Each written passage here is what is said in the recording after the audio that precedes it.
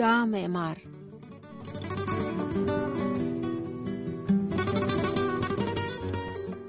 بوډا معمار غوښتل چې پاتې عمر استراحت وکړي، نو د شرکت مالک ته ویل ډیر کلونه مې در سره کار وکړ، نور ستړی یم، اجازه راکړه چې پاتې عمر په کور کېنم.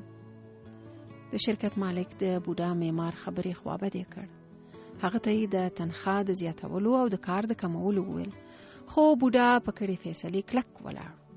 مالک ورته وویل اوس چې له خپله هوډه نه اوړې، دومره خو وکړه چې صرف یو بل کور هم راته جوړ کړه. بوډا معمار په نه زړه او په بیړه بیړه د وروستي کور جوړېدل پیل کړل.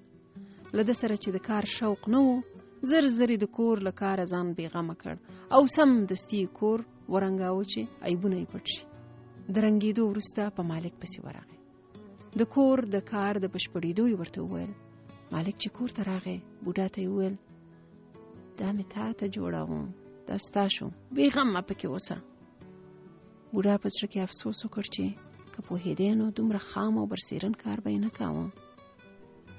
دغه کیسه زموږ د ژوند کیسه هم ده. موږ هر کار خام او برسېرن کوو او هغه د چا خبره لوټه ږدو، له اوبو تېرېږو، خو دې ته پام نه کوو چې ژوند مې خپل دی او د خپل ژوند ماڼۍ باید سمه جوړه کړو.